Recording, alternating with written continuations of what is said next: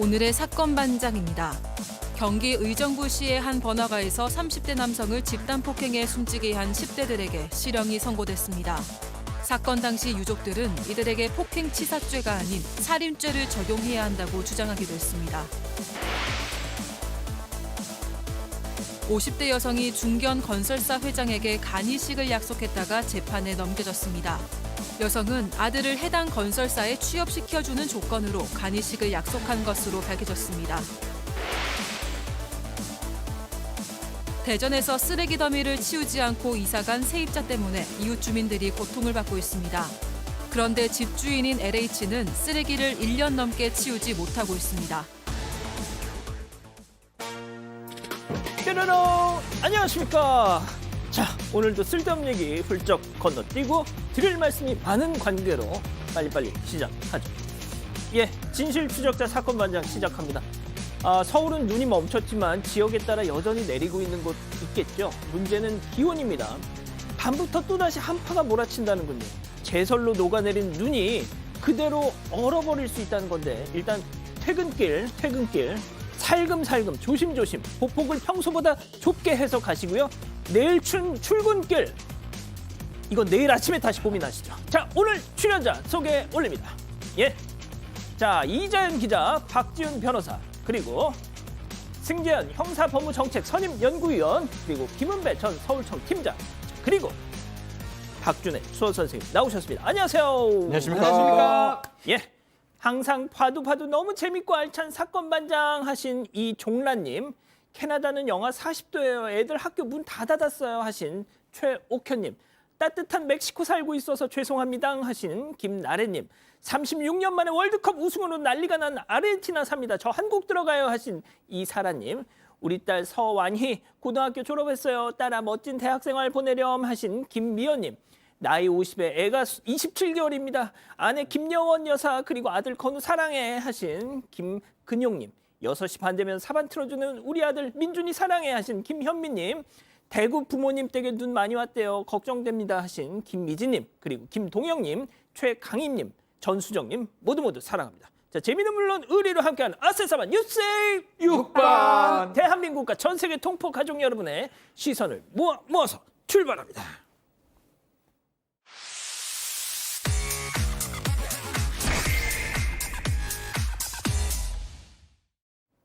첫 번째 뉴스부터 가보죠.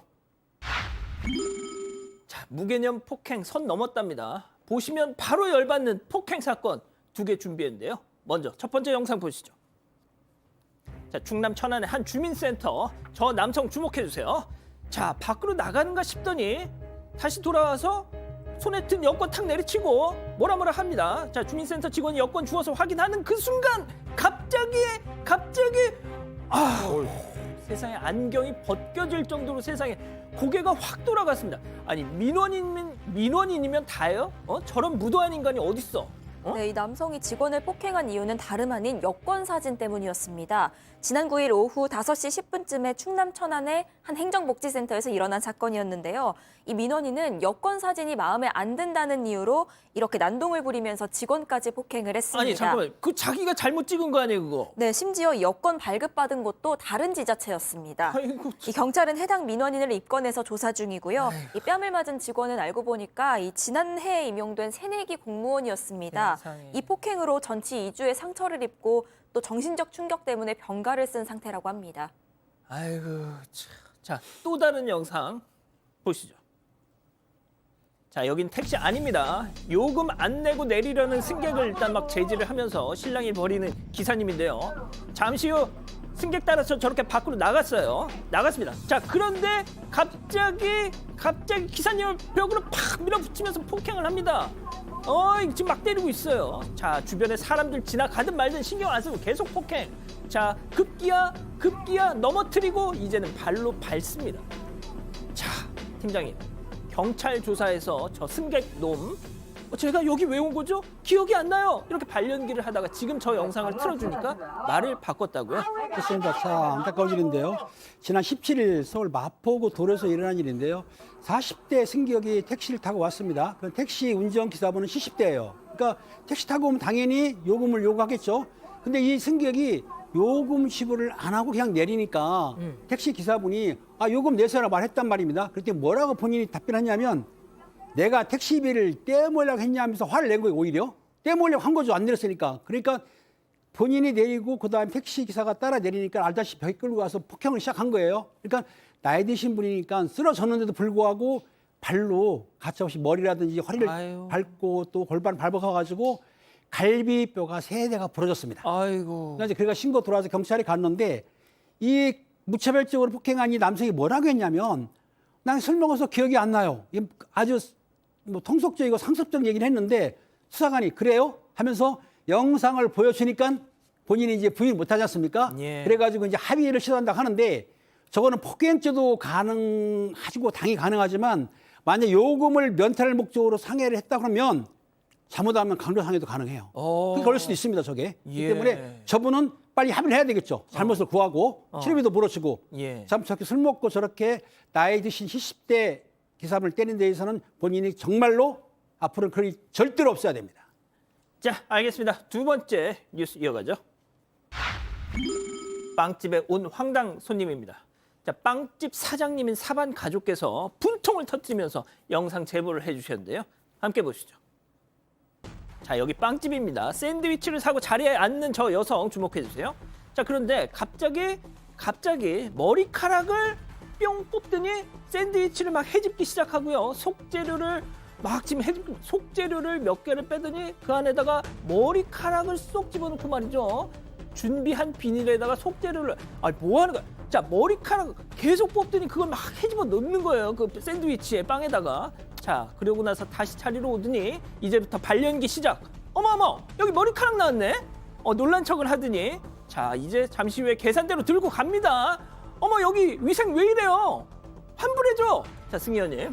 네네. 저는 저 여성의 얼굴을 봤습니다. 블러를 치지 않는 진짜 보여드리고 싶은데 너무 멀쩡하게 생겼어요. 어쩌면 좋아. 사실 저런 손님들을 우리는 블랙 컨슈머라고 이야기를 하죠. 지금 방금 시청자 여러분들께서는 머리카락 넣는 장면을 보셔서 알고 있겠지만 제일 처음에는 아무도 모를 거잖아요. 그러니까 탁 가져갔을 때는 이 머리카락 있어요. 이러니까 그 가게 주인은 굉장히 당황했을 거잖아요. 그랬더니 옆에 있는 사람이 이야기를 했다는 거예요. 이거 좀 이상해요. CCTV 한번 돌려보세요. 라고 하니 그게 머리카락을 저렇게 떼서 세상에. 넣는 장면이 나왔는데 시청자 여러분, 아까 비닐봉지에 중간에 있는 이렇게 음식 재료 이렇게 담아 넣었잖아요. 예. 이게 왜 그랬는가 하면 이 음식 재료에 들어가는 게 언제 만들어지고 어떻게 만들어진 걸 물어봤다라는 거예요. 그래서 그 가게 주인의 입장에서는 저거를 넣고 비닐봉지에 넣고 갖고 가게 주변을 이렇게 사진으로 다 찍었다는 거예요. 그러니까 이제 혹시나 블로그나 다른데 이렇게 특히 악의적인 어떤 댓글을 남길까 봐 굉장히 전정반석하면서 밤잠을 이루지 못한다라고 그렇게 이야기를 하고 있습니다. 자, 박 변호사님. 네. 저는 얼굴을 봤다니까요. 저 사람 저게 처음인지 아니면 상습적인지 왜 저랬는지가 중요할 것 같아요. 뭐 만약에 경쟁업체에 있는 사장일 수도 있는 거거든요. 사실 납득하기 어렵잖아요. 뭐 어떤 목적으로 지금 하는 거죠 뭐 모르겠지만 만약 돈을 요구했으면 저거는 뭐 사기죄나 공갈죄가 될 수가 있고요. 예. 기본적으로는 만약에 허위의 글을 쓴다면 허위 명예훼손죄가 성립하고 업무방해죄가 성립할 수가 있습니다. 예. 이 사람을 그냥 둬서는 안 될 것 같아요. 그렇습니다. 이게 사실은 보면 그냥 아주 계획적으로 처음부터 와서 저기 야채는 빼버리고 머리카락 뽑은 거 딱 넣어버리고 하는 거는 어떤 목적인지 모르지만 상당히 악의적이고요. 만약에 전과가 있거나 반복이 됐다 그러면 거의 합당한 지금 처벌을 받아야 되는 상황이 아닌가. 뭐 이건 범죄가 뭔지는 봐야 될 것 같아요. 예. 사기, 공갈, 명예훼손죄, 업무방해죄 여러 가지 범죄가 지금 될 수 있거든요. 좀 처벌이 필요한 상황으로 보입니다. 그렇습니다. 자, 세 번째 뉴스도 이어가죠. 통제 불가 빙판길 사고입니다. 자, 지금 전국 곳곳에서 빙판길 교통사고 이어지고 있는데요. 예방 차원에서 준비해봤습니다. 보시죠. 자, 고속도로 잘 가고 있는데 저 앞에 흰색. 안 돼. 멈춰. 브레이크 하지만 계속 쭉 미끌려 가면서 이게 제동이 안 됩니다. 이게 정말 눈길, 빙판길 사고가 안타까운 게 박 변호사님. 네. 그냥 알면서도 당하는 겁니다. 지금 미끄러져서 결국 제동을 못한 겁니다. 그렇다 보니까 항상 빈칸길에는 뭐 80%, 70% 감속 운행을 하라고 이렇게 항상 하잖아요. 여기는 70km 시속 70km 그 구역인데 40km로 지금 블랙박스 차량이 운전을 했다고 합니다. 천천히 가고 있었네요. 그럼에도 불구하고 불구하고. 두 차량이 앞에서 막는 바람에 길을 막았고요. 그래서 뭐 제동할 수 없어서 결국 박아버렸는데 일단은 블랙박스 차량이 이제 문제가 있다고 이제 일단 보는 것 같아요. 더 좀 감속했으면 어떨까? 그리고 피할 수 있었지 않느냐라고 본 것 같은데 글쎄 저는 저 지금 상황 봤을 때는 미끄러지는 거 저거 피할 방법 별로 없어 보이거든요. 없어요. 뭐 형사적, 민사적 다시 좀 따져는 봐야 되겠지만 블랙박스 차량한테 가시를 묻기에는 조금 어렵지 않나. 저 상황에서 어떻게 피합니까 저기서? 그러니까요. 저 제동을 하려고 했는데 못했는 거거든요. 따져봐야 될 부분으로 보입니다. 알겠습니다. 자, 또 다른 영상도 함께 보시죠. 자, 눈이 녹지 않은 커브길을 지금 도는데요. 아, 저기 차들이 모여 있어요. 자, 왜? 아이고 멈춰. 브레이크 제동 안 돼. 사람도 있어. 사람 피했어. 사람 아이고. 피했어. 아, 일단 차하고만 부딪혔습니다. 자, 팀장님. 보신 그렇습니다. 대로 사람을 치지는 않았지만 사진이 않았어요. 거북길인데 제 눈이 쌓였기 때문에 미끄럽죠. 그런데 멀리서 발견했는데 브레이크를 밟았는데도 미끌리면서 1차로에 사고 난 차들, 즉 모니하고 스파크가 1차소가 난 상태에서 사고 처리하는 중에 그건 딜을 받았습니다. 근데 다행히 사람이 옆에 서 있지 않습니까? 사람 받지는 않았어요. 천만다행입니다. 그런 상황인데 저 차량들이 사고 났으면 삼각대라든가 그 비상등 설치해놔가지고 뒷차를 그렇게 사고 안 나게 해야 되는데 불구하고 그 조치를 안 했다는 거예요. 그러니까 조치를 안 했기 때문에 30% 정도 과실이 있는데 사람이 안 다쳤다고 보험회사 얘기했는데 얼마 후에 저 스파크 탔던 사람들이 대인 사고로 접수를 한 거예요. 이해가 안 가지 않습니까? 보다시피 사람이 밖에 나와 있잖아요. 사람 안 받았기 때문에 실제적으로는 사람이 다치지 않았기 때문에 대인 사고는 관계가 없습니다. 그러니까 보험사에는 대물 사고만 접수해달라고 하면 되는 거고 저분들이 저렇게 끝까지 주장하면은 영상 있잖아요.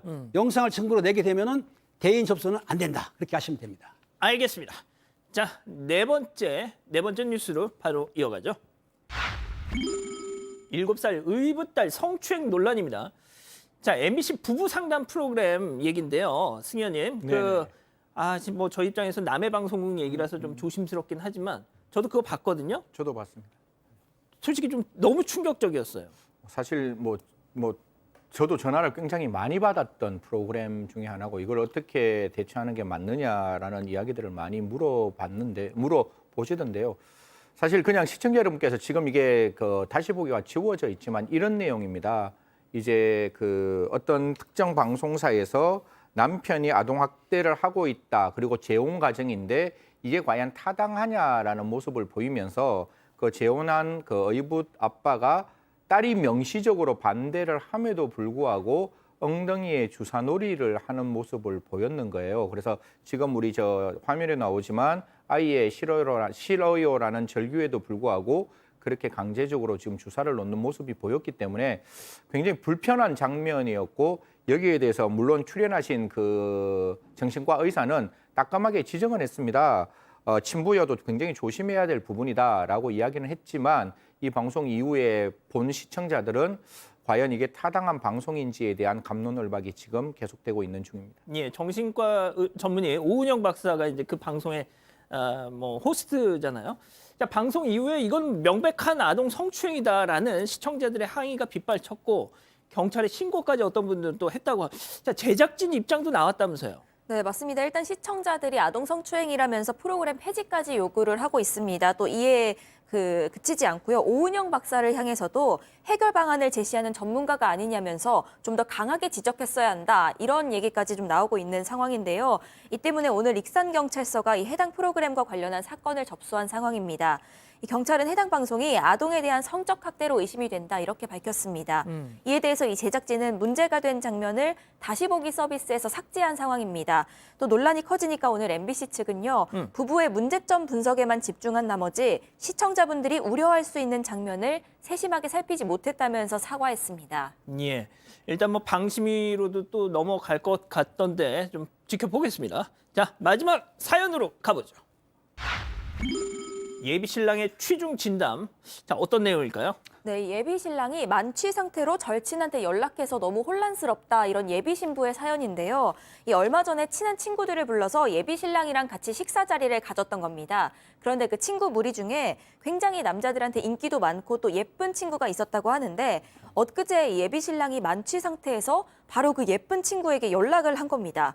이 사실을 친구에게 전해 듣고 예비 신부가 예비 신랑한테 물어보니까 이 신랑 하는 말이 아내 될 사람 절친이면 나한테도 절친이 아니냐. 앞으로 친하게 지내고 싶다. 이렇게 얘기를 했다고 합니다.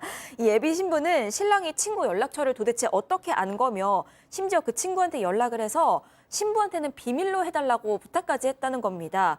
하지만 이 사람이 굉장히 좋고 또 예비 신랑이 신부에게는 굉장히 잘했다면서 어떻게 해야 할지 고민이라고 사연을 올렸습니다. 알겠습니다. 자, 기다리고 기다리셨던 푸처 핸즈업 타임. 우리 가족 여러분들도 채팅창에 OX로 함께 참여해 보시죠. 먼저 예비 신랑. 자기 진짜 어이없다. 내가 자기 친구 자연이를 만나기를 했어? 뭘 했어? 아, 자연이한테 친하게 지내자라고 말한 게 죄야? 너도 내 친구 은배랑 친하잖아, 동그라미. 뭐야 이거 세모? 뭐야? 동그라미? 동그라미. 동그라미 어쩔- 알겠습니다. 진짜? 예, 좋습니다. 역시 방송을 위해서 희생할 줄 아는 우리 박지훈 변호사님. 자, 다음은 예비 신부입니다. 너 예쁜 여자 엄청 밝히잖아. 자연이 예뻐서 찝적된 거 아니야. 다 떠나서 자연이 번호 너 어떻게 알았어? 혹시 내 핸드폰 뒤졌니? X. 좋습니다. 자, 그러면 시간 관계상 좀 짧게 부탁드리겠습니다. 우리 예비 신랑 그 예비 신부의 친구 은배 팀장님부터. 그렇습니다. 아니 왜 그 절친의 전화번호를 여자친구 전화번호를 어떻게 알았죠? 이거 의심이 가는 거고 그리고 연락하시면서 비밀로 해달라? 이 남자 문제가 많습니다. 이 여성분이 결혼하게 되면은 앞으로 계속 속을 썩일 남자이기 때문에 결혼을 신중히 생각하실 것 같아요. 문제가 많습니다. 자, 우리 승희 의원님. 떡잎은 알아보는 거잖아요. 이미 결혼하기 전부터 저런 행동했으면 저는 좀 아니라고 생각하고 제가 장인이고 제 딸이 만약에 저런 사람과 만난다 그러면 만난다면 남자 그냥 없어지죠. 에? 남자는 없어지죠. 설마 땅에 묻으신다는 얘기세요? 지금 말이 안 되냐. 사귀는 과정에 제 딸의 친구에게 전화했다. 저는 결혼 절대 반대할 겁니다. 예, 반대를 그렇게 표현하신 거겠죠. 자, 우리 자. 방송의 재미를 위해서 희생하신 다 X를 할 수 없었기 때문에 O도 있지만 그렇습니다. 자, 무슨 통화를 했는지 나오지 않고 있어요. 전화를 해서 무슨 얘기를 했는지 전혀 안 나오고 있거든요. 그게 확인이 돼야 됩니다. 역시 변호사. 혹시 우리 자연이 친구 누구시죠? 그때 뭐 흘리고 간 거 아닙니까? 이런 전화 했을 수 있는 거거든요. 친구가 자연입니다. 하여튼 예. 그런 다른 어떤 용건이 있을 수 있는 거니까 그건 좀 확인을 좀 해봤으면 좋겠어요. 기본적으로는 이 패턴은 안 좋습니다. 매우 안 좋습니다. 근데 뭔가 다른 어떤 이유 그런 게 이유가 있을 수도 있으니까 제발 한 번만 확인해 보세요. 왜 이랬는지는 확인됐잖아. 절친인 친구하고 잘 지내고 싶다면서요. 근데 그 사람이 뭐 영업적으로 필요한 사람일 수도 있고 아니, 근데 다른 예비 이유도 있을 수 신부도 있습니다. 예. 친구 은배랑 친하게 지낸다지 않습니까? 네. 그래서 그런 어떤 다른 이유가 있을 수 있으니까 또 어떤 통화가 오갔는지도 좀 확인해야 되고 약간만 한 번 더 확인해 주세요. 알겠습니다. 자, 우리 가족 여러분들 열띤 또 의견을 주고 계세요. 네, 뭘 봐 너나 잘해님이 빨리 손절해라라고 말씀하셨고요. 김선미님은 이혼보다 파혼이 좋죠라고 말씀하셨고 삼봉애미야님은 인생 선배로서 언니가 조언한다. 그 결혼 반댈세라고 하셨습니다. 또 밀로님은 동그라미 한 사람들 그런 짝꿍이나 계속 만나라라고 말씀하셨습니다. 박 변호사님, 사모님은 그런 스타일 아니시잖아요. 아닙니다. 예. 예, 네. 좋습니다. 그러면 됐죠, 뭐. 알겠습니다. 자, 대구 사시는 김종희 여사님 보고 계신가요? 아드님이 공무원 되고서 주민센터 발령을 받은 뒤에 요즘 매일같이 제설 작업에 동원되고 있다고요. 눈을 그렇게 좋아하던 아들이었는데 이젠 그게 공포로 다가올 생각을 하니 마음이 너무 아프시다고 하셨습니다. 내 아들 동규나 언제나 네 곁엔 엄마가 있다 하시면서 말이죠. 꼭 공부만 하려고 하면 연필이 없고 이제 좀 집중하려 하면 노트가 사라지네. 공부 전 준비물부터 찾는 아이를 위해 풀옵션을 준비하다. 데스크 테리어 키트 아이스크림 홈런 2.0. 비타민 원료 품질 올리고 함량 올리고 품격까지 올리면 마침내 아임비타 프리미엄 고함량 비타민 아임비타.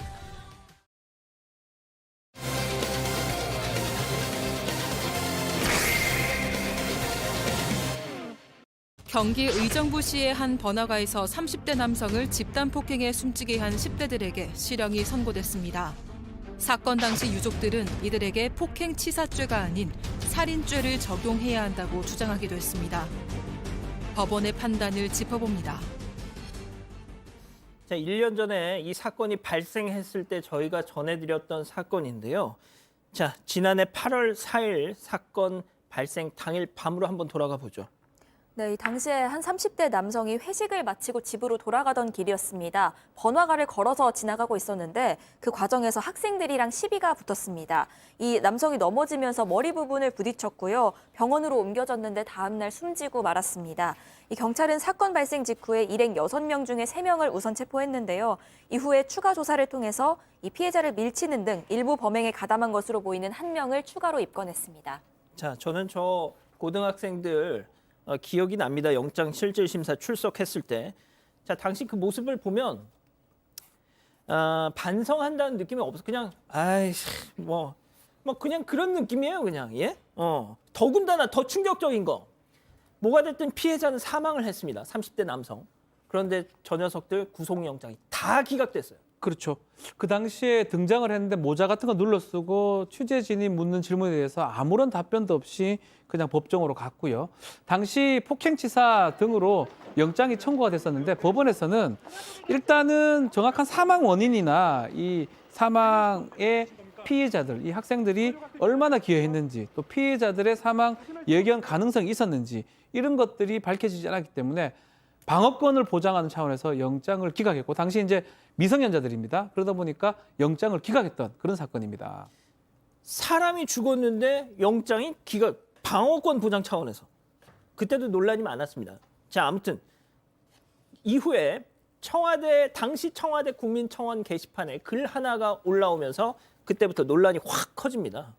그렇습니다. 국민청원에 글씨 올라왔는데요. 그 사망한 남성은 어린 딸과 아들이 있었는데 그 선배라고 하는 분이 국민청원을 올렸는데 내용이 뭐였냐면 고등학생 일행 6명이서 어린 딸과 아들이 있는 그 난 가장을 폭행해서 사망했다 그랬는데 부검을 해보니까 이마 얼굴 곳곳에 멍이 있을 뿐만 아니라 상처도 있고 뇌출혈로 피가 응고돼서 사망했다고 돼 있었는 거예요. 그런데 청원이 뭐라고 했냐면 가해 학생들이 상습적으로 현장 근처에서 술 마시고 있었을 뿐만 아니라 가끔 가다가 술 취한 성인이 오게 되면은 아마 일부러 시비를 걸고 금전적인 그 요구를 하기 위해서 시비 걸은다. 그러니까 중요한 게 뭐냐면 학생들이 선량한 학생이 아니고 그 근처에 술 마시고 놀면서 성인 상대로 금전적인 받으려고 시비를 거는 상습적인 사람이라고 그렇게 주장을 했던 거죠. 예.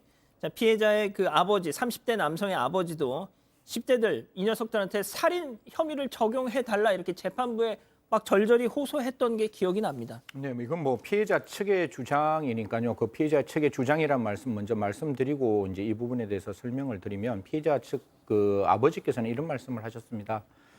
내 아내는 지금 알코올 중독자가 되어 있고 그 남편하고 사는 며느리는 어린 아들과 딸을 홀로 키워야 하는 상황이다. 힘든 나날을 보내고 있다. 이런 이야기를 하면서 중간에 폭행이 한 40분 정도 진행됐는가 봐요. 40분 정도 진행되는 과정에서 그 피해자, 지금 사망한 피해자가 이제 그만해라, 그만 때려라 이런 이야기까지 나왔다라는 것을 분명히 이제 알고 있는데 왜 지금 이런 상황에서 이렇게까지 사건이 살인죄로 지금 처벌되지 않느냐 이 부분에 대해서 굉장히 답답하다 이런 이야기를 하면서 공소장 변경해 주세요라고 이야기했던 게 저도 기억이 납니다. 예, 여기 있는 이자연 기자가 당시에 이 사건을 취재를 했었고요. 직접 앞서 그 영상에서 보신 피해자 30대 남성의 아버지를 직접 만났는데요. 그 장면 잠깐 보고 가시죠. CCTV 마지막 장면을 보면은 애가 그 뒷걸음을 치는데 그때 아들이 그만하자고 소리쳤다는 거예요. 2명이 집중적으로 때리는데 넘어지듯이 완전히 숙여진 상태에서 저게 얼굴을 박히면서 미독이 없는 거예요. 만에 하나 아들이 잘못했다고 쳐요. 그러면 이 세상 청소년들은 다 사람 죽여도 되나요? 얘들을 전부 다 풀어줘갖고 자랑하고 다닌대요.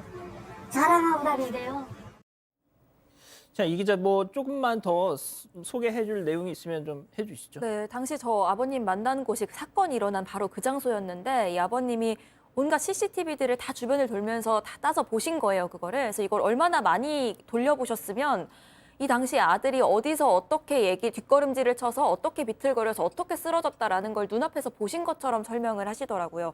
또 혈흔이 굉장히 한참 뒤까지도 계속 남아 있었는데 거기 아버님이 계속 갖다가 꽃을 갖다 두셨습니다. 그런데 이걸 금방 치워버리니까 거기에 다시 두시면서 혹시나 누가 치울까 봐 쪽지를 써서 두셨는데 그 내용이 여기가 제 아들이 사망한 자리이니까 이 꽃이 시들 때까지만이라도 치우지 말아달라. 자식 혼이라도 달래고 싶은 아비 마음이다. 이런 내용의 쪽지를 함께 두셨던 게 기억이 납니다. 그렇군요.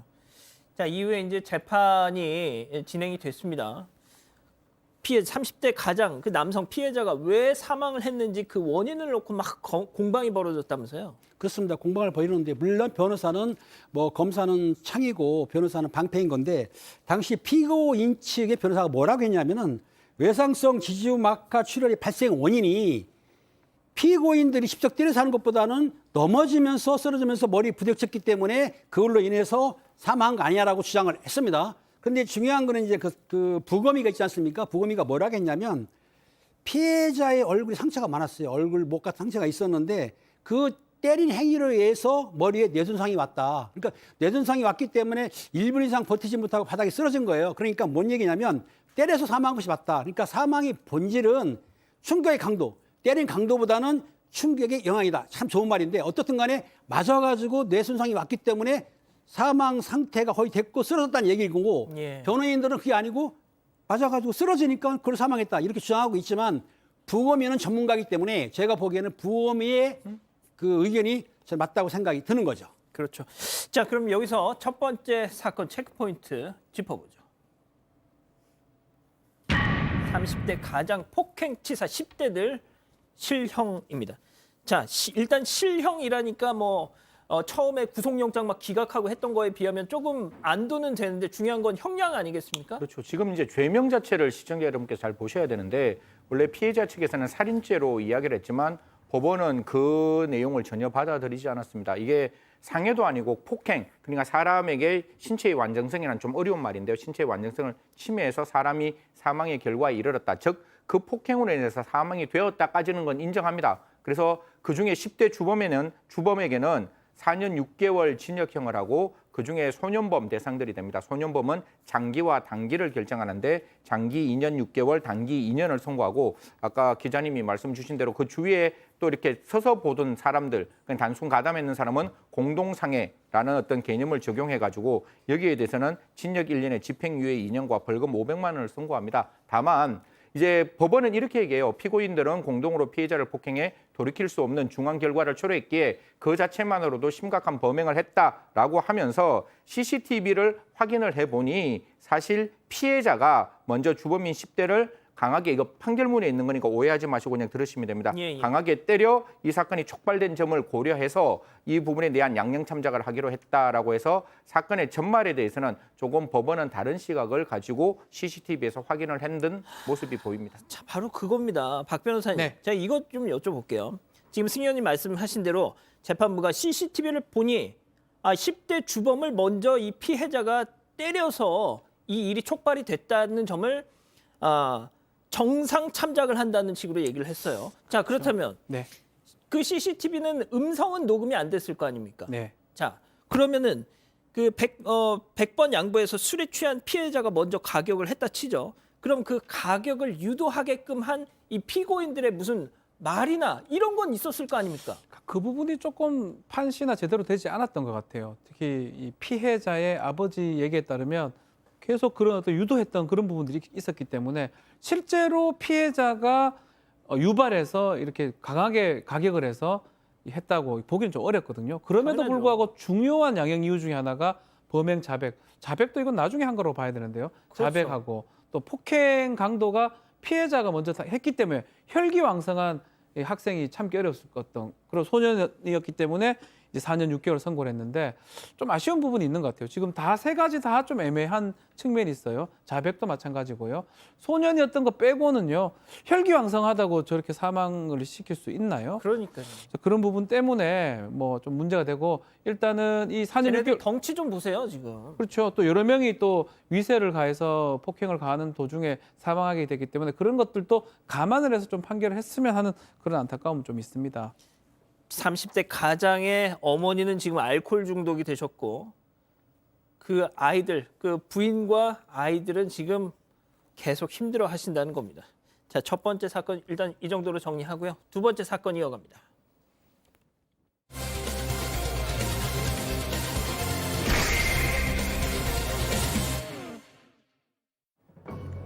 지난 2월 오랜 지병을 앓던 한 건설사 회장은 간이식을 위해 병원을 찾게 됩니다. 간을 떼어주기로 한 가족은 바로 회장의 며느리인 50대 여성이었는데요. 그녀는 회장과 함께 병원에서 장기 기증 검사를 받으며 수술을 앞두고 있었습니다. 그런데 이번 하루 만에 며느리가 코로나19 양성 판정을 받으면서 사건은 반전을 맞이하게 되는데요. 간이식을 해주겠다며 가족 행세를 한 50대 여성이 실제 며느리가 아니었던 겁니다. 결국 수술은 취소됐고 수갑까지 차게 된 여성.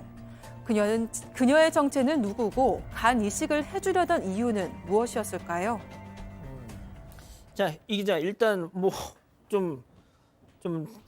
상당히 좀 황당한 사연 같은데 하나씩 처음부터 짚어보죠. 네, 일단 지난 2월에 한 중견 건설사의 회장이 병원이 깊어서 간이식이 절실해진 상황이었습니다. 그런데 한 달 뒤인 이 3월에 이 장기 기증자를 구했다면서 서울의 한 병원에 입원을 하게 되는데요. 그 기증자라고 나타난 게 한 50대 여성이었습니다. 그 당시 병원에다가는 자신이 회장의 며느리라고 소개를 했는데 그 상태로 장기 기증 검사까지 받고 또 일주일 뒤에 이 혈액관리원에서 장기 이식 대상자로 승인까지 받게 됩니다. 자, 일단 이 간이 이식을 하더라도 뭐 재생이 된다고는 하지만 두 개에서 하나 떼주는 콩팥하고는 완전히 다른 거잖아요. 그렇죠. 콩팥도 뭐고 쉽지 않죠. 맞습니다. 간 같은 경우는 뭐 일부 있다 하더라도 그렇지. 그래서 저희가 예전에 한번 다뤘었어요. 예. 사위한테 지금 간 달라고 뭐 문제됐던 사건도 하나 있었는데 맞아요. 며느리가 이렇게 간을 해준다. 아주 좀 특이한 경우이기도 하고 이제 문제가 이제 발생한 게 결국은 수술 바로 했으면 이건 넘어갔을 가능성도 있는데 코로나 확진돼 가지고 수술이 연기가 되면서 그러면 두 사람이 입원을 해야 되잖아요. 나중에 그 장기 이식할 때 며느리하고 시아버지인데 그 관계가 좀 이상하다 받고 그리고 간호사가 뭐 이상한데 이 둘이가 뭐지? 이러면서 경찰에 신고를 했고요. 이거는 정상적인 어떤 게 아니고 장기 밀매가 아닌가라고 하면서 덜미가 잡힌 것입니다. 아, 그러니까 일단 처음 어긋나기 시작한 건 이 며느리 행세를 했던 사람이 코로나 확진이 되면서부터 뭐 수술이 연기가 됐고 또 수술이 연기가 되는 과정에서 이 며느리를 간병하는 사람이 세상에 형부라는 사람이었답니다. 자, 그러니까 간호사가 딱 봤을 때 형부가 처제를 왜 간호를 해? 이상하죠. 예. 딱 간호사가 눈치를 챈 거예요. 그래서 신고를 한 거죠. 자, 그럼 여기서 이번 사건의 체크포인트 짚어보죠. 취업의 조건입니다. 승 의원님, 이게 무슨 얘기일까요? 사실 뭐 지금 이 사건 끝까지 시청자 여러분들께 보시면 지금 이 며느리라는 사람을 우리가 정말로 손가락질하기는 조금 어려운 부분이 있는데 이 며느리라는 사람이 자기 아들이 하나 있습니다. 그런데 아들이 있는데 자기 아들을 취업을 좀 시키고 싶은 거예요. 그래서 뭔가 장기 밀매를 하는 건설사 브로커를 만납니다. 그래서 내가 간 하나 떼는 조건으로 우리 아들 취업 좀 시켜줘라고 하니까 그 건설사 브로커가 의사하고 또 친하대요. 그래 의사한테 말을 하고 그 의사가 여기서는 의사가 좀 못마땅한데 의사가 다시 그 건설사 회장에게 이야기를 하는 거죠. 그러니까 건설 대표가 그것을 승낙을 하고 현금 1억 5천만 원과 아들의 취업을 승낙하고 그거를 다시 어머니에게 주는 겁니다. 그래서 이게 사실 장기 매매가 될 수 있는 상황이 분명히 만들어졌기 때문에 이제 우리가 조금 들여다봐야 되는 상황이라고 말씀드리겠습니다. 예. 자, 일단 돈을 주고 일단 어떤 대가가 오가는 상황에서 장기가 지금 오고 가는 겁니다. 그런데 이게 팀장님, 그러니까 저는 그런 생각을 할 수는 있다고 봐요. 하지만 생각을 하는 거하고 실제 행동으로 옮기는 건 전혀 다른 문제지 않습니까? 쉬운 게 아니죠. 그러니까 이 엄마가 이제 모정이 강했는데, 그러니까 건설사 대표하고 직원하고 어머니하고 만났습니다. 만났는데 이 어머니가 뭐라고 했냐면은 제가 이제 술 담배도 안 하고 몸이 깨끗하니까 장기 기증할 수 있겠다라고 처음에 장난적으로 했다고 하는데 그게 이제 확실하게 이제 밝혀진 거, 아니 뭐야 이렇게 얘기가 된 거예요. 근데 가만히 보니까 어머니가 볼 때 요러면은 내 아들도 지금 쉬고 있으니까 취업도 가능하고 거기다 부수적으로 아까 말한 1억 5천이라고 그랬죠. 돈도 준다. 근데 간 정도는 내가 떼어줘도 큰 지장 없다고 생각한 거예요. 그러니까 이 어머니가 볼 때는 아들도 취업하고 돈도 받을 수 있고 그러니까는 당연히 본인 입장에서 볼 때는 오케이 해가지고 간 기증하는 걸로 마음을 확실하게 먹었던 거죠. 그러니까 이제 이거를 모정이라고 생각하면은 마냥 또 이 여성을 뭐라고 할 수가 없는 거죠. 어머니를. 뭐 코로나 때문에 아들이 제가 알기로는 무슨 항공회사를 다니다가 사실상 뭐 하늘길이 막히면서 거의 집에만 있고 이러다 보니까 정말 이런 생각까지 했다는 건데, 승현님, 저는 근데 만약에 나중에 아들이 이걸 알았어. 그 회사 다닐 수 있겠어요? 그러니까요. 여기서 제가 아까 말씀드렸다시피 건설사 브로커하고 의사가 장기 매매하는 걸 알았다면 여기서 말렸어야 되는데 건설사 브로커도 이런 이야기를 했답니다. 그거 다 잘 되면 원하는 대로 소원을 들어줄 수 있다는 이야기를 대표 측으로부터 들었다라고 이야기를 했는데 나중에 이 어머니가 어떻게 이야기를 하는가 하면 항공사 다니는 아들이 코로나19로 집에서 재택하는 걸 보고 내가 법을 몰랐기 때문에 너무 욕심을 부렸는 것 같아요. 정말 잘못했습니다. 죄송합니다라고 사과를 했다라고 합니다. 예. 일단 간 이식을 대가로 아들 취업 뭐 이런 걸 지금 했다고 하는 건데, 자 일단 이 기자, 이거는 뭐가 됐든 불법이잖아요. 네, 맞습니다. 장기를 기증할 수도 있고 기증을 받을 수도 있지만 현행법상 대가를 약속하면 불법이 됩니다. 또 이걸 교사하거나 알선하거나 방조해서도 안 됩니다. 이 때문에 이 검찰은 50대 이 여성과요, 브로커 역할을 한 이 50대 건설사 직원, 그리고 이 행위를 방조한 50대 남성을 장기 이식법 위반 혐의로 재판에 넘겼습니다. 이 여성은 재판에서 이게 법 위반인지 몰랐다, 이런 일을 부끄럽게 여기면서 자숙하며 살겠다고 울먹였는데 또 수술에 실패하고 병원에 다녀온 뒤에는 10원도 요구하지 않았다고 덧붙이기도 했습니다. 또 이 매매를 알선한 건설사 직원도 역시 깊이 반성 중이라면서 어린 시절부터 알고 지내던 친구 아버지 일이어서 대가 없이 도와주려고 했던 거다, 이렇게 호소를 했습니다. 자, 제가 앞서 말씀드린 것처럼 나중에 이 사실을 아들이 알았을 때 그 진짜 마음, 또 이렇게 해서 그 회사에 들어가면 그 회사 안에서도 낙하산이네 뭐네 하면서 얼마나 뒤에서 구시렁구시렁 되겠어요. 그렇죠.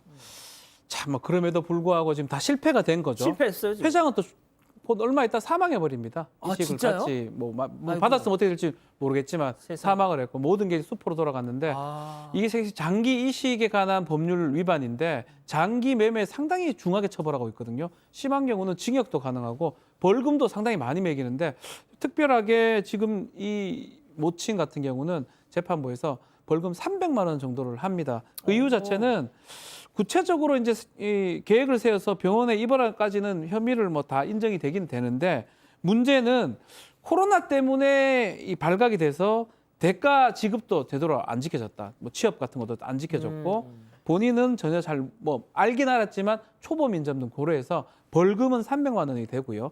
또 나머지 그 건설 사장, 브로커 역할하는 사람은 징역 1년을 받습니다. 그리고 중간에 뭐 코로나 음성이라고 뭐 도와주려고 했던 사람은 집행유예를 받고요. 그래서 나머지 사람들은 좀 중하게 처벌을 받고 이 여성은 그래도 벌금 정도만을 처벌받게 됩니다. 그렇군요. 알겠습니다. 자, 두 번째 사건 이렇게 정리하고요. 세 번째 사건 이어갑니다.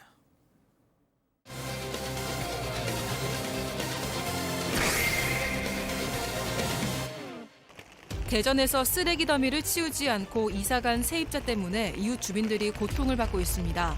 그런데 집주인인 LH는 쓰레기를 1년 넘게 치우지 못하고 있습니다. 대체 왜 이런 일이 일어난 건지 알아봅니다.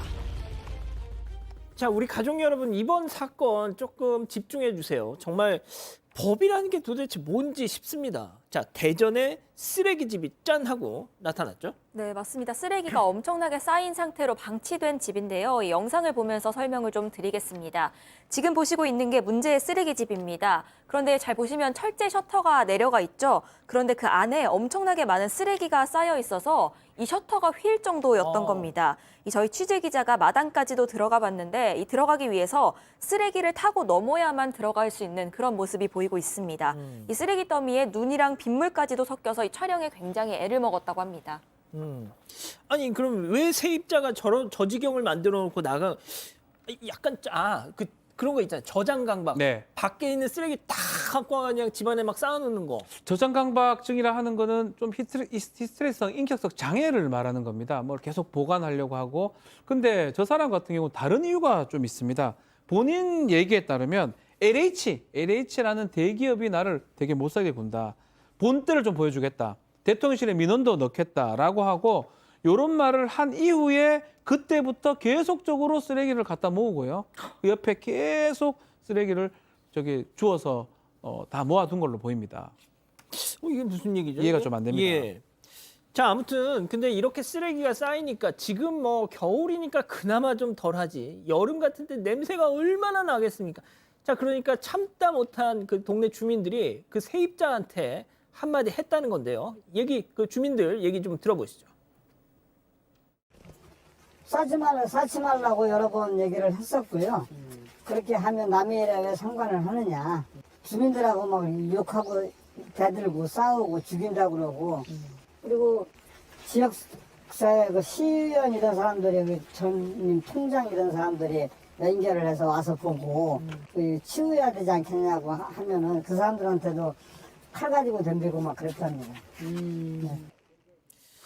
자, 그냥 치우면 될 문제 아닌가 싶습니다만, 자, 집주인인 LH 측에서는 또 치워도 치울 수가 없는 입장이라고 했대요.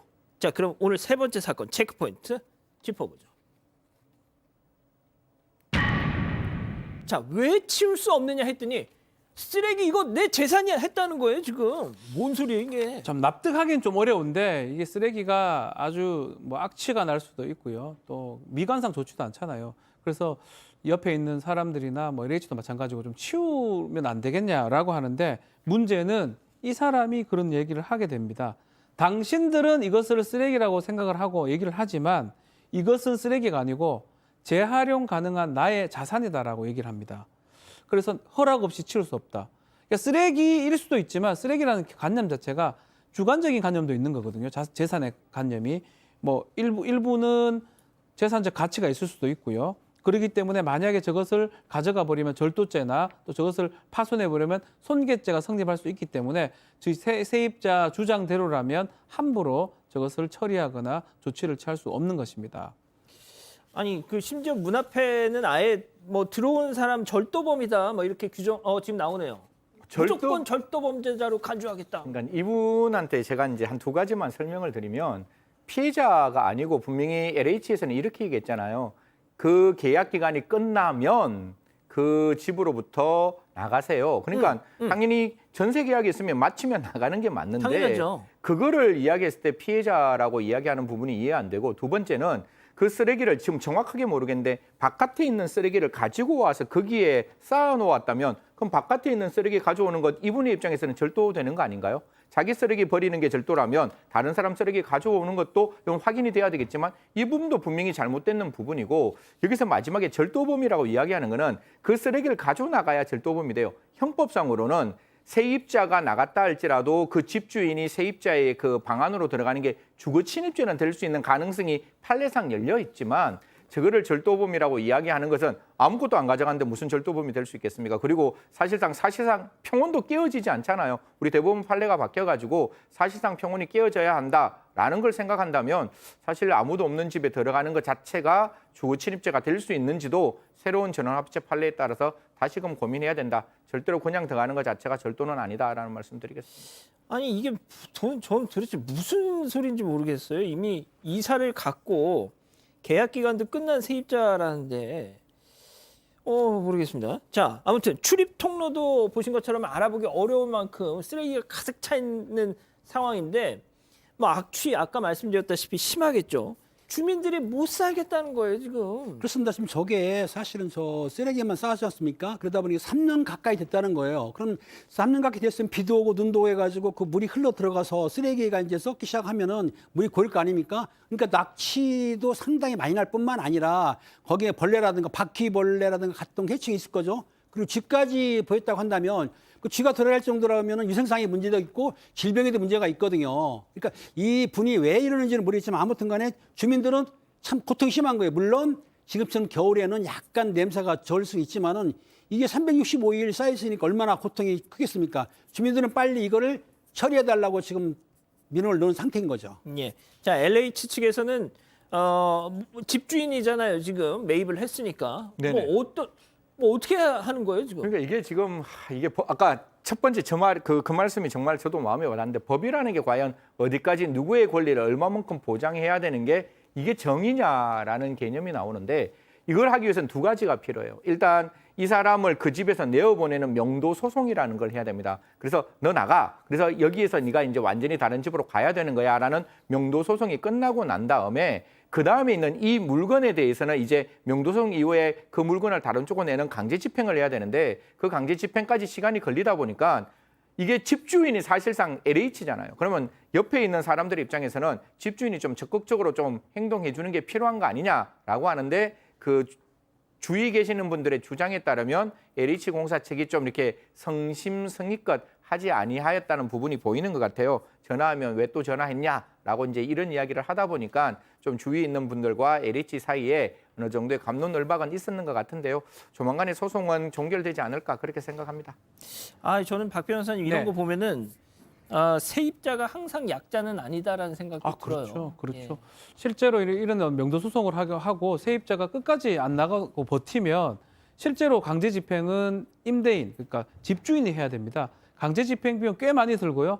강제 집행 비용도 들지만 그 비용을 통해서 집행을 할 때 끝까지 저항을 한다 그러면 다치거나 이러면 또 다른 문제도 발생할 수 있기 때문에 그래서 지금 이런 일이 발생하는 거고, 다만 LH 측이 좀 적극적으로 소송을 하든 아니면 뭘 하든 간에 아니면 좀 본인들이 책임을 지고 해야 되는데, 이게 만약에 이 쓰레기가 LH 본사 앞마당에 있다 그러면 이렇게 하겠습니까? 예. 바로 조치를 취했겠죠.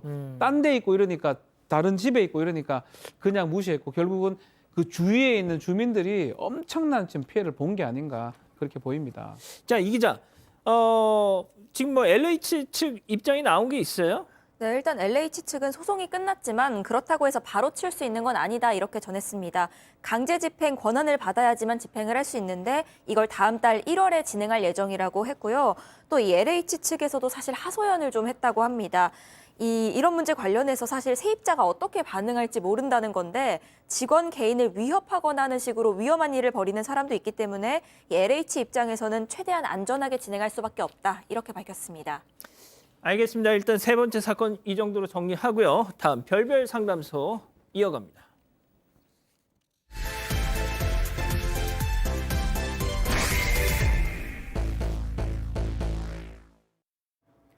사교 모임에서 만나 마음이 잘 통했던 마씨 부부. 이들은 함께 있으면 평생 행복할 거라는 기대로 결혼을 했지만 막상 현실은 너무나도 달랐다고 합니다. 바로 싸울 때마다 등장하는 아내의 나쁜 버릇 때문인데요. 아내는 연애 때부터 사소한 싸움이든 큰 싸움이든 그럴 거면 헤어져를 입에 달고 살았다고 합니다. 마 씨는 결혼을 하면 아내가 홧김에하는 말버릇을 고칠 거라고 생각했지만 결혼 후에도 아내는 그럴 거면 이혼해라며 마 씨에게 상처 주는 말을 내뱉었는데요. 예전에는 아내가 그런 말을 할 때마다 달래도 보고 붙잡아도 봤지만 이제는 그마저도 지쳐서 더 이상 결혼 생활이 즐겁지 않다는 마 씨. 그는 이 결혼 생활을 유지할 수 있을까요? 자, 한 언론에 소개됐던 실제 사례를 저희가 조금만 각색을 했습니다. 저도 그런 사람들 본 것 같아요. 뭐 제 주변 친구나 이런 마냥 조금 싸웠다면 막 헤어져 그만 만나 이런 걸 막 입버릇처럼 하는 분들. 자, 그런데 지금은 그럴 나이는 아닌 것 같은데 지금 뭐 어린 부부인가요, 혹시? 아닙니다. 이들은 30대 중반 평범한 부부고요. 이 둘은 결혼 정년기가 왔는데 이제 결혼도 하고 싶은 마음이 있어서 이 결국 만남을 목적으로 가입한 사교 모임에 나갔다가 이렇게 잘 되게 된 그런 사이였습니다. 이 마 씨는 처음에 아내 모습을 보고 첫눈에 반했는데요. 이 사교 모임에서 아내 인기가 상당했습니다. 그런데 이 마 씨가 아주 적극적으로 아내를 향해서 구애를 했고 이 아내도 이런 구애와 또 다정함에 반해서 연인으로 자연스럽게 발전을 했습니다. 이 둘은 영화나 음식 취향도 너무 잘 맞았고요. 처음에는 아주 행복했다고 합니다. 아, 지금 우리 가족 여러분들 벌써 저런 여자는 말이야 하면서 이미 분석을 다 하고 계세요. 자, 제가 조인철님, 헤어지자 하면은 남자가 굽실거려야 거기서 만족을 얻는다. 또 이런, 자, 아무튼 뭐 좀 이따 얘기하고요. 언제부터 문제가 이렇게 발생하기 시작한 겁니까? 말씀처럼 둘은 천생연분 아닌가 싶을 정도로 정말 잘 맞았고요. 그래서 뭐 정말 좋게 이제 이렇게 만남 이어갔는데 어느 날이었어요. 이 여자친구가 자기들 친구들하고 술을 먹다가 이 마 씨, 당시 남자친구죠. 전화를 걸었어요. 자기야 나 보고 싶어라고 술자리에서 그 얘기를 했는데 남자친구 입장에서는 그 소리 듣고 바로 한 걸음에 그 자리에 달려갔습니다. 좋네요. 상당히 좋아해 줄 것 같았는데 네. 의외의 반응이었어요. 지금 너 어쩌증이야? 너 나 술 마시고 있는 거 안 보여? 아이고 보고 싶어 한다고 한마디 달려오니? 너무 매력 없고 소름 돋아. 이럴 거면 헤어져! 라고 얘기를 한 겁니다. 그래서 사실을 보고 싶다 해서 달려갔는데 이상하다라고 했는데 헤어져 얘기하니까 일단은 잘못했다 이러면서 빌었던 것입니다. 승현님 미친 거 아니에요? 아니 보고 싶다 그래서 한 걸음에 달려갔더니 오빠 역시 진짜 최고야가 아니라 아니 그러니까 약간 맥락이 없어서 뭐 지금 이제 시청 여러분 더 맥락 없는 소리를 제가 해야 되는데 그 2년 연애하는 동안 30번을 헤어지자라고 이야기했습니다. 그러니까 만나고 싸우면 헤어져, 만나고 싸우면 헤어져 이렇게 했는데 첫 번째 그 헤어지자는 말 중에 제가 그 읽은 중에 가장 마음속에 와닿았던 게 자기가 잘못한 일이 있으면 이렇게 이야기한다는 거예요. 내가 미안하니까 헤어져. 예? 라고. 내가 미안하니까. 내가 잘못했는 여성이 잘못했잖아요. 그럼 내가 미안하니까 헤어져. 라고 그러니까 이야기를 하고. 사랑하니까 헤어지자 뭐 이런 얘기인가요? 예, 내가 잘못했으니까 헤어져. 그다음 더 답답한 게 정말 내가 미안한 마음을 가지는 것조차 짜증이 나. 그러니까 헤어져. 라고 이야기를 했어요. 자, 도대체 그렇다 이 정도면 결혼을 왜 한 거냐? 이게 중요한 일이 있습니다. 이 마 씨가 사실은 연애 경험이 없어요. 순진한 남자예요. 그러다 보니까 이런 말 하는 것은 여자들이 투정이구나.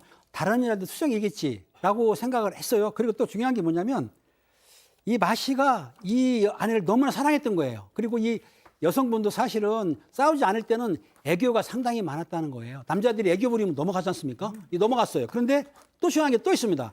사실은 여자분이 능력이 좋아. 회사에서도 능력이 좋고 학벌도 스펙도 좋고 또 그리고 뭐가 있냐면은 외모도 출중해. 그러니까 이 남성이 마모 씨가 볼 때는 확실한 여자다. 그 정도는 참고 간다라고 참았는데 그리고 또 내가 결혼하게 되면 설마 안 그러겠지.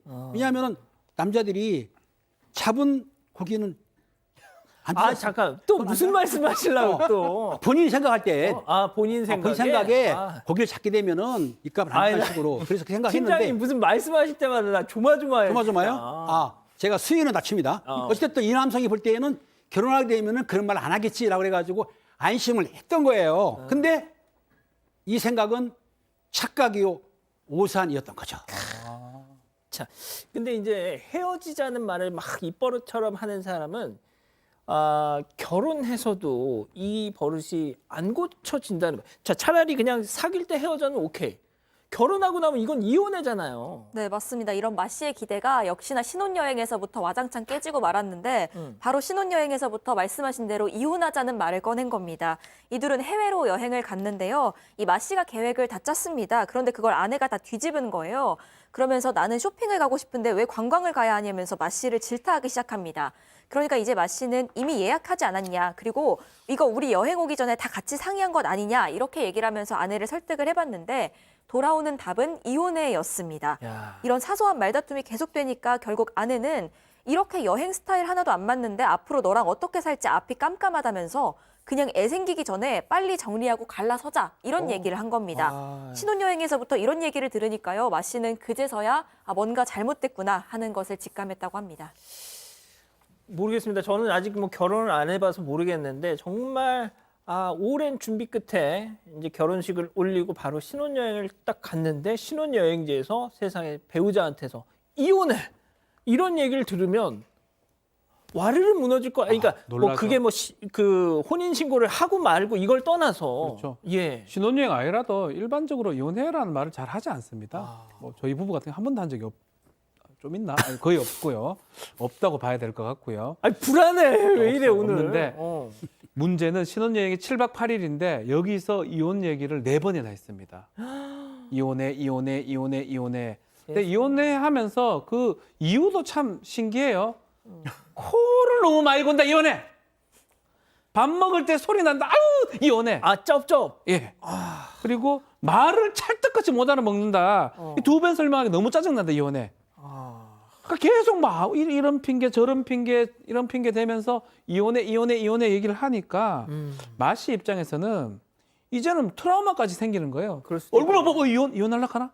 이런 생각을 하면서 상당히 스트레스를 받았던 걸로 보입니다. 근데 코골이나 그 쩝쩝 네. 때문에 조금 뭐 트러블이 있긴 하잖아요. 저 같으면 이거 이혼해 하루에 한 10번씩 들어야 되는데요. 그러면? 네. 그렇군요. 예. 그런데 이게 승희원님 네. 너무 그러니까 진짜 제가 처음 시작 때부터 그랬지만 약간 좀 뭔가 이 성장 과정에서 문제가 있었던 게 아닌가 싶을 정도로. 제가 제일 지금 걱정하는 거는 이유가 있는 짜증은 받아줄 수가 있어요. 거기에 대해서는 뭔가 내가 고쳐나갈 수가 있는데 여행 가기 전에 다 스케줄 짰어요. 근데 여행을 딱 갔는데 그 스케줄을 완전히 뒤집어 엎으면 그걸 어떻게 하겠냐고요. 그리고 예를 들어 짜장면 먹자고 짜장면 집에 갔는데 나는 짜장면 집이 싫어. 난 갑자기 한식집을 가고 싶어. 그러니까 한식집에 가는데 왜 한식집에 예약을 안 했니? 이래 나오면 이거는 예측할 수 없는 상황에서 이야기를 하는 거잖아요. 아니 자는 사람 코 곤다는 거 잘 모를 수 있고 밥 먹는 사람 쩝쩝거린다는 거 모를 수도 있어요. 그러면 이야기하면 되잖아요. 자기야 코 고니까 뭔가 좀 장치를 취해. 그리고 쩝쩝하는 거 좀 소리 안 냈으면 좋겠어. 이렇게 가는 게 아니기 때문에 제가 봤을 때 남자 입장에서는 트라우마가 생긴다는 거 충분히 이해할 수 있다라는 말씀 드리겠습니다. 자, 이렇게 이제 막 이미 임계점을 넘은 상태죠. 남편 마씨. 자, 그런데 결정적인 사건이 네, 터지고 맙니다. 평상시에 이 사실 시가에서는 아내한테 며느리를 배려한다고 연락을 잘 안 하는 편이었다고 합니다. 반면에 이 남편은 친정에 안부 인사도 하고 굉장히 잘하는 편이었는데 어느 날 이 마 씨가 교통사고를 당해서 병원에 입원을 하게 된 겁니다. 그런데 이 시어머니가 아들이 이제 누워있으니까 마 씨 상태가 너무 궁금하잖아요. 그래서 이 아내한테 처음으로 직접 연락을 한 겁니다. 그런데 이 아내가 이걸 남편한테 안 물어보고 자신한테 연락을 했다면서 화가 난 겁니다. 이 아내는 아픈 마 씨한테 가서요. 어머니는 왜 나한테 연락을 하시는 거냐. 네가 중간에서 처신을 잘못하니까 나한테 연락 오는 게 아니냐. 나 시댁살이 시키는 거냐 라면서 당장 이혼하자고 또 이혼 얘기를 꺼내고 맙니다. 이 마 씨는 자신에게도 모자라 어머니에게도 이런 얘기를 하니까 이건 무시한 거구나라는 생각에 화가 나기 시작을 했고요. 또 아픈 자신한테 이랬다는 것에 충격을 받아서 결국 아내 뜻대로 이혼을 결심하게 됩니다. 그러니까 이 정도 딱 들어보니까 팀장님 그 여성한테 확실히 문제가 있어요. 당연히 문제가 있는 거고요. 사실은 이럴 때 이 남성이 처음부터 이거 안 만났어야 되는데 당시에 여성의 그 외모라든가 능력을 보고 눈도 멀고 귀가 막힌 거예요. 그러니까 지금 이런 상황에서는 여성이 지금 원하지 않습니까? 이혼하자고? 그럼 여성의 소원을 들어주세요. 간단한 거예요. 내가 한 거 아니잖아요. 소원 들어주면 모두가 행복한 거예요. 자, 그런데 또 이런 사람들이 빨리 이혼했다 그러다 그래 도장 갖고 와 이러면 또 너 내가 어디 뭐 또 이러지 않아요 또? 지금 방금 저 우리 팀장님 말씀 주시고 우리 앵커님 말씀 주신 대로 이제 남자가 임계점에 다다랐는 거예요. 그래서 좋다.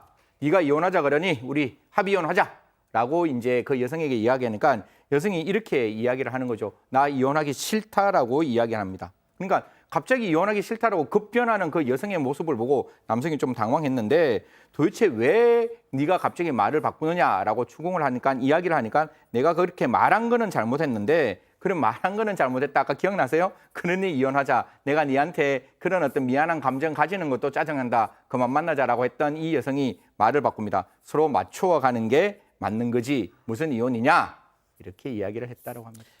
지금 저는 진행하면서 되게 혼란스러워요. 지금 제가 뭘 얘기하고 있는지. 자, 그러면 이쯤에서 별별 상담소 오늘의 궁금증 짚어보죠. 이렇게 말끝마다 이혼하자는 아내 진짜 이혼을 하자고 했더니 싫다는데 이거 어떻게 하면 좋겠습니까? 야, 그냥 결국은 그냥 헛소리를 했던 거예요. 뭐 그런 정말로 셈이죠. 이혼하려고 했던 게 아니고 그냥 남편을 배려하지 않고 그냥 자기 감정에 취해가지고 하고 싶은 말을 하는 이혼해가 그냥 나 짜증나 이 표현하고 똑같은 거예요. 나 기분 나빠. 나한테 잘해줘. 그 표현을 이혼해라고 표현을 했던 걸로 보이고 그렇다면 이제 법적으로 좀 따져보면 이런 의사표시는 진이 아닌 의사표시라고 해요. 비진의 의사표시. 뜻이 아니잖아요. 이혼해라고 하면 그렇죠. 이혼하자고 하고 한쪽이 이혼하자고 해가지고 둘이 의사표시 합치되면 그게 이혼이 성립할 수 있는 건데 한쪽이 이혼하자 했는데 이게 진짜 본인이 이혼할 생각이 없던 거예요. 이렇게 된다 그러면 협의 이혼은 사실 좀 어려운 상황으로 보이거든요. 그렇다면 또 재판상 이혼을 해야 되는데 과연 뭐 입에서 계속 이혼하자 하는 게 이혼 사유가 될 수 있을지 그 부분은 조금 애매하긴 합니다. 아 그럼 판사님은 이런 사람하고 살 수 있어요? 판사님이요? 판사님도 화가 날 것 같긴 한데 아내가 태도가 좀 바뀌어야 되겠죠 아마. 태도가 지금 계속 이렇게 반복된다 그러면 어려울 것 같고 뭐 계속 이렇다고 하면 안 될 것 같고 본인이 이혼에 얘기했던 게 어떤 의미인지 앞으로 어떻게 할지 이 부분을 좀 봐야 될 것 같습니다. 야, 자 그러면 팀장님부터 지금 시간이 얼마 남지 않았으니까요. 짧게 좀 정리를 해주시죠. 그렇습니다. 이렇게 성격이 맞아야 되거든요. 요즘 성격이 중요하니까. 이렇게 여성이 계속 지속적으로 한다고 한다면 이거는 남성이 살 수가 없기 때문에 제 생각인데 개진 생각에는 아까 말했듯이 여성의 손을 들어줘서 이혼하고 사는 게 이 남성이 앞으로 행복이 가는 길이지 계속 살면은 이 남성 스트레스로 죽을 것 같아요. 아니 소원이 아니래잖아요. 아, 그 이혼하자는 게 소원이에요. 어떻든 간에. 한두 번 하는 게 아니잖아요. 아니 그래 이혼해 그랬더니 내가 언제 이혼하자 뭐 지금 오리발이라잖아요. 아니, 그 뒤로 안 했습니까? 그 말을 하잖아요. 손을 들어주시고 그냥 행복하게 팀장님 어디 하세요. 나갔다 오셨어요 지금. 예. 아니 이 여성은 계속 그런다니까. 무슨 말씀인지 압니다. 예. 아, 뭐 그렇죠. 뭐 그렇게 해야 이제 그나마 해피엔딩이 될 것 같습니다. 제 생각도 그런데요. 자 승현님도 뭐 아까 저 팀장님 말씀에 저는 100% 공감합니다. 스트레스 받으면 사람 자기 생명 제대로 잘 유지를 못해요. 이 여성은 그냥 반대하는 거잖아요. 반대를 위한 반대. 뭔가 이유가 있는 반대가 아니면 모든 일이 무서운 거예요. 예를 들어 가지고 밥을 오늘 먹자고 얘기했을 때 갑자기 밥 먹기 싫어. 나 국수 먹을래. 너 국수를 준비 안 했니? 이러면 너무 당황스러운 일이고 모르겠습니다. 저 변호사님하고 저하고 이제 그 부분에 이야기를 좀 하고 싶은데 혼인을 지속하기 어려운 사유 아닐까요? 저는 이런 사람하고 못 살 것 같은데 당연하죠. 무서워서 어떻게 살아요? 예. 그래서 저는 개인적으로 정말 전 이혼을 강요하지는 않는데 남성분에게 좀 적극적인 재판상 이혼 한번 고려하셨으면 어떨까 싶습니다. 예. 박 변호사님 그 네. 법적인 거 말고 네네네. 예. 저는 그래도 뭐 좀 고칠 여지가 있지 않을까 생각도 들거든요. 아닌 것 같긴 한데도 또 이혼하자니까 또 안 한다고 적하니까 참 답답합니다. 어쨌든 남편이 좀 혼란스럽긴 한데 어쨌든 빨리 좀 정리를 해야 되겠고 이혼을 하든 또 그대로 살려면 꼭 입을 닫게 해야 되겠죠. 저 이혼이라는 말을 못하게. 그 말을 못하게 하는 게 가장 중요하고 남편이 아마 선택을 좀 잘 해야 될 것 같아요. 어떤 말 드리기도 힘드네요. 그러니까요. 자, 우리 가족 여러분들 얘기 좀 전해주시죠. 네, 가족 여러분들이 팀장님 정답이시라고 박성자님이 죽은 사람 소원도 들어준다는데 살아있는 아내 소원 좀 들어줘요. 왜 시달려요? 라고 말씀하셨고요. 또 그린트리님은 그 얘기하니까 무슨 노래... 팀장님 지금 채팅창 보고 계십니다. 아이 참. 예. 네, 그린트리님은 무슨 노래 후렴구냐 이해 불가하셨습니다. 또 최송아님 사건반장 날씨 추우니까 일부러 애청자 화나게 하는 사건 방송하시는 건가요? 라고 말씀하셨습니다. 예, 아닙니다. 알겠습니다. 자, 별별 상담소 이 정도로 정리하고요. 글로벌 픽 이어갑니다.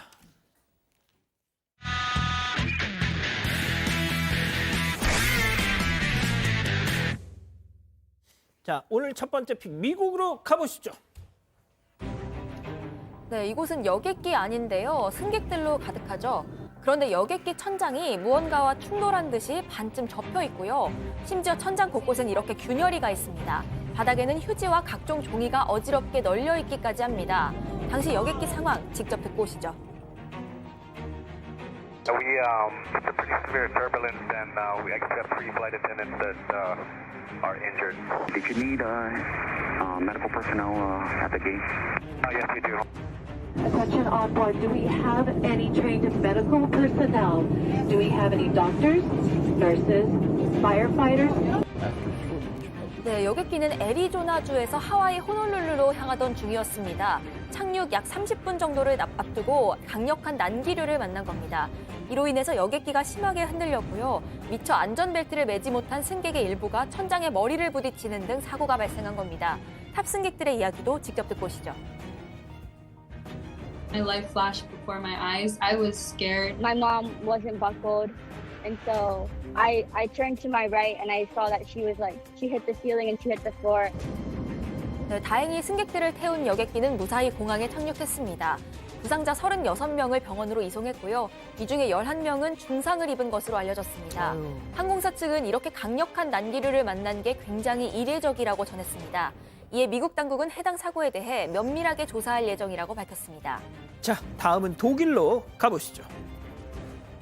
네, 대형 기둥 주변으로 유리 잔해가 어지럽게 널려 있습니다. 물줄기가 쉴 새 없이 쏟아지는 모습인데요. 마치 폭격이라도 맞은 듯한 모습입니다. 심지어 건물 밖까지 잔해들이 휩쓸려 나왔습니다. 곳곳에는 물고기들이 흩어져 있습니다. 베를린 한 호텔에서 대형 수족관이 터지는 사고가 발생한 겁니다. 수족관요? 네, 이 수족관은 높이만 16m에 달하는 저거? 세계 최대 규모입니다. 2003년에 호텔이 개장한 이후에 베를린의 관광 명소로 자리를 잡았는데요. 그런데 이날 사고로 100만 리터에 달하는 물이 호텔 앞까지 흘러나왔습니다. 또 무려 열대어 1,500마리가 떼죽음을 당했다고 합니다.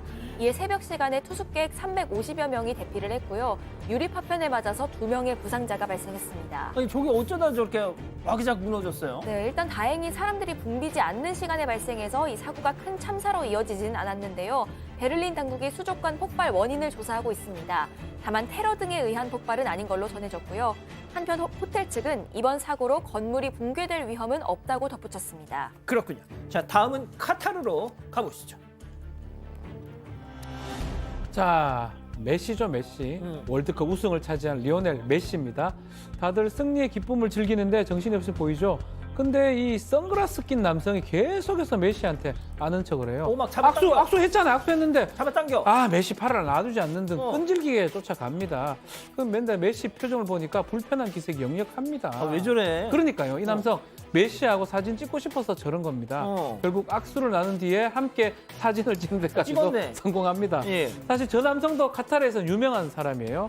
솔트 베라라는 닉네임으로 유명한 레스토랑 셰프인데 결국 이 남성 메시와 찍은 사진 SNS에 올렸고 무려 좋아요가 237만 개를 받았다고 합니다. 아, 저 소금 뿌리는 아저씨? 네네. 자, 메시 덕에 엄청난 관심을 받은 셈인데 근데 대부분 싫어요 버튼이 필요하다. 메시가 좋아하지 않았다 등의 반응을 엄청 귀찮아하고 있어요. 싫어하잖아요. 근데 이뿐만이 아닙니다. 이 셰프 월드컵 우승 트로피에 뽀뽀를 또 했어요. 그래서 논란이 좀 되고 있습니다. 축구 선수 아닌데? 네가 왜 뽀뽀를 하니? 피파 규정상 월드컵 트로피는 우승자들이나 대통령 같이 엄선된 사람만 만질 수가 있습니다. 근데 이 셰프 뽀뽀도 하고요. 자신의 그 시그니처 포즈죠. 소금 뿌리기. 뭐 좋다고 그런 거 합니까? 아이고 보기 싫어라. 저걸 합니다. 이런 행동을 본 축구 팬들이 이 남성이 피파 회장과의 친분으로 특혜받는 거 아니냐라고 비난을 했습니다. 아유, 월드컵 트로피에 소금 뿌리고 있어. 자, 다음은 최근 온라인에서 화제가 되고 있는 영상 함께 보시죠. 자, 이곳 호주의 한 도로인데요. 달리는 차들 사이를 역주행하고 있는 건 놀랍게도 낙타입니다. 낙타. 심지어 한 마리 아니고요.